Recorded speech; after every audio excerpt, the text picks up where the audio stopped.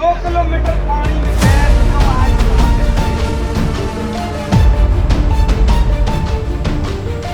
आवाज से संबंधित पथरावलियां क्यों चलाई जा रही है? ये भीड़ राजस्थान में डुंगरी बांध प्रोजेक्ट के विरोध में जुटी है और इस बांध ने रेलवे की भी नींद उड़ा दी है। ये बांध रामजल सेतु लिंक परियोजना का हिस्सा है, जिसका गांव वाले शुरू से ही विरोध कर रहे हैं। हाल ही में रेलवे के कोटा मंडल से जारी एक पत्र ने डुंगरी बांध के भविष्य और दिल्ली मुंबई रेल मार्ग की सुरक्षा पर भी गंभीर सवाल खड़े कर दिए हैं।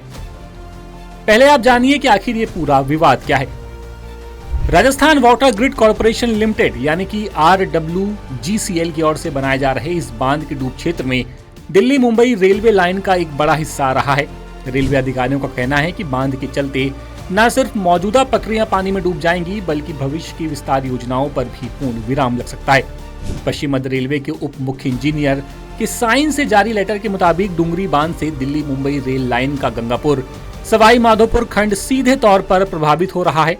ये देश का सबसे व्यस्ततम रेल मार्ग है। इसके डूबने का मतलब है कि देश की आर्थिक राजधानी और राजनीतिक राजधानी के बीच का संपर्क टूटना। रेलवे अधिकारियों के मुताबिक सवाई माधोपुर और गंगापुर सिटी के बीच मखौली, मलारना और नारायणपुर टटवारा निमोदा ब्लॉक सेक्शन में तीसरी और चौथी लाइन बिछाने का काम प्रस्तावित है। बांध के जल भराव क्षेत्र में आने से ये काम पूरी तरह से अधर में लटक सकता है। रेलवे ने साफ कहा कि RWGCL को रेलवे लाइन के पुनर्वास और पटरियों के मॉडिफिकेशन के लिए तत्काल रेलवे से संपर्क करना होगा, वरना ये परियोजना एक बड़े रेल संकट को जन्म दे सकती है। लेकिन हैरानी की बात यह है कि इस गंभीर मुद्दे पर रेलवे का ध्यान तब गया जब 15 नवंबर 2025 को एक आवेदन केंद्रीय लोक शिकायत निवारण और निगरानी प्रणाली CPGRAM के जरिए दर्ज किया गया। 23 जनवरी 2026 को मिली शिकायत पर संज्ञान लेते हुए रेलवे ने तत्काल जांच और आपत्ति की प्रक्रिया शुरू कर दी। डुंगरी बांध पूर्वी राजस्थान के जल संकट को दूर करने और सिंचाई के लिए महत्वाकांक्षी परियोजना माना जा रहा है। ये परियोजना पूर्वी राजस्थान के जिलों के लिए पानी उपलब्ध कराने की योजना का हिस्सा है। वहीं दूसरी ओर रेलवे जैसे राष्ट्रीय बुनियादी ढांचे को होने वाला नुकसान, इसकी लागत और योजना पर सवाल उठाता है। विशेषज्ञों का मानना है कि अगर रेलवे लाइन को शिफ्ट करना पड़ा तो इससे हजारों करोड़ों का खर्च आएगा, साथ ही निर्माण में बरसों की देरी होगी। बता दें कि ये बांध शुरू से ही विवादों में रहा है। पार्वती काली सिंध चंबल यानी कि PKC ERCP परियोजना के तहत बनाया जा रहा डुंगरी बांध शुरुआत से विवादों में रहा। स्थानीय ग्रामीण इस बांध का ये कहकर विरोध कर रहे हैं कि इससे 76 गांव डूब जाएंगे। दूसरी ओर सरकार का दावा है कि सिर्फ 16 गांव ही बांध से प्रभावित होंगे। ये विवाद हिंसक झड़पों, महापंचायतों और रेल रोको आंदोलन की धमकियों से लगातार जारी है। डुंगरी बांध रणथंभौर टाइगर रिजर्व और कैलादेवी बर्ड सेंचुरी को भी प्रभावित कर सकता है, जो इसके इकोसिस्टम पर सवाल उठाता है। Wild life institute of India से हरी झंडी नहीं मिलने के चलते राजस्थान का जल संसाधन विभाग इस बांध के काम को आगे नहीं बढ़ा पा रहा है। सूत्रों का दावा है कि विभाग ने इंस्टीट्यूट से जल्द ही अपनी सर्वे रिपोर्ट देने को कहा है। इस रिपोर्ट के आधार पर तय होगा कि बांध का दोनों अभ्यारण्यों पर कितना असर पड़ेगा।